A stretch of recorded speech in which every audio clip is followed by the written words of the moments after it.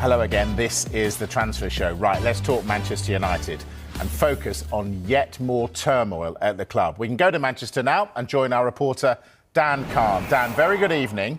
Right, where are they with this search for an interim head coach? Yeah, evening, Mike. I mean, not all that much to report today, other than that talks are expected to continue this week with the likes of Ole Gunnar Solskjaer and Michael Carrick. But I think the big development we learned today was, well, what form would those talks be? Would it be a reunion of the coaching team we saw under Solskjaer's first term at the club when he was manager, with Michael Carrick as his assistant? But what we've learned today is that is looking increasingly unlikely, because actually the club see them both as potentially their interim head coach. Michael Carrick this time not maybe as an assistant, but as a potential to be interim head coach of Manchester United. Ruud van Nistelrooy is another name that is also an option that the club could look to explore. The hierarchy at the club don't really need to have in-depth talks with him, though, because they know what he was capable of before they appointed Ruben Amorim in that gap between Erik ten Hag and the former head coach of Manchester United. So very interesting. They're very happy, though, with Darren Fletcher for now. He'll take charge ahead of the FA Cup tie at Brighton at Old Trafford on Sunday. And I have to say, they've been really pleased with how he's taken to the job so far. But for now, Mike, not all that much to report, other than Manchester United want this done ahead of the Manchester derby next weekend. Yes, I was going to say, this can't drag on, Dan. Is it going to get sorted quickly? Look, it's a really important appointment, though, Mike. Although it's an interim head coach appointment, and look, it might not be the one that leads them into the next few years. Who knows?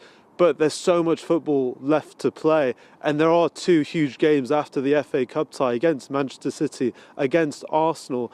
And I've been at Old Trafford countless times, Mike, in the last month or so, talking about how close United have been to a potential Champions League place. They've not been able to take those opportunities, and now you look at the league table, it's been cramped so much. They're actually 3 points away from 12th as well. So they need to get this appointment right. That's why they're taking their time to get the right person in. And look, I know a lot of people might say that they're looking at nostalgia with these former Manchester United players, but they want someone who can make an immediate impact, who understands the club as well, and also understands these players, which the three names I've mentioned all tick those three boxes. So look, it's a huge appointment, and United are looking to make sure they get the right man in.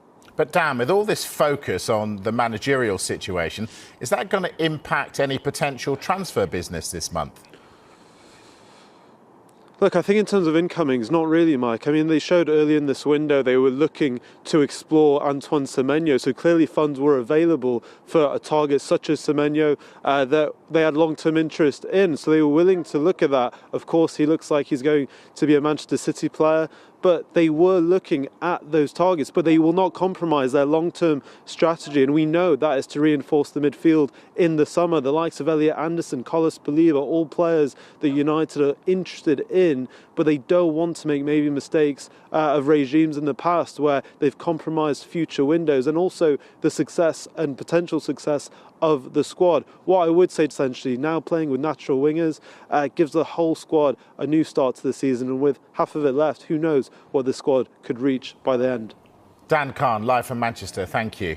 I want to just pick up on what Dan said there. I'm interested in these players who have been frozen out or not got much game time under the old head coach, Ruben Amorim.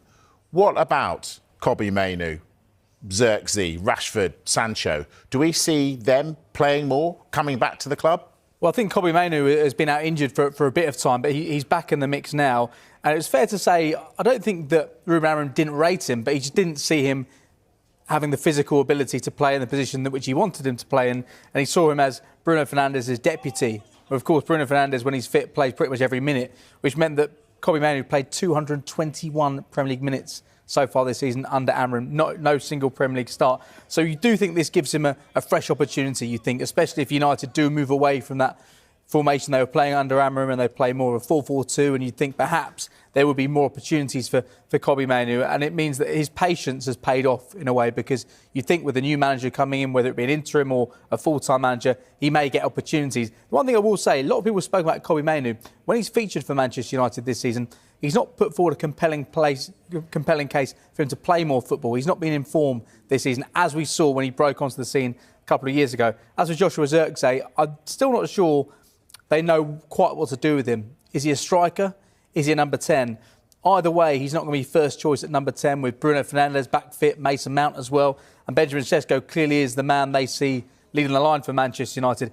Also, I don't think they'll be letting any player leave this January unless they got significant money for them, because we've seen the injuries that United have suffered so far this season. That game against Leeds, they were missing 8 first-team players. Things have improved slightly when it comes to injuries. But for Joshua Zirkzee and Kobbie Mainoo, they do definitely have opportunities now. Real quick, Rashford, Sancho, coming back? Sancho will be out of contract in the summer, so that's probably it for him. Rashford, if he doesn't get that move to Barcelona, they don't pay that fee, then he will come back. But it feels like his time at the club is over, regardless of who the manager is. I think United fans feel like he's gone. I think mentally in his head, he feels like he's gone as well. So I'd be surprised if there was a renaissance and he comes back and plays for United again. OK, that is Manchester United. Right, we're left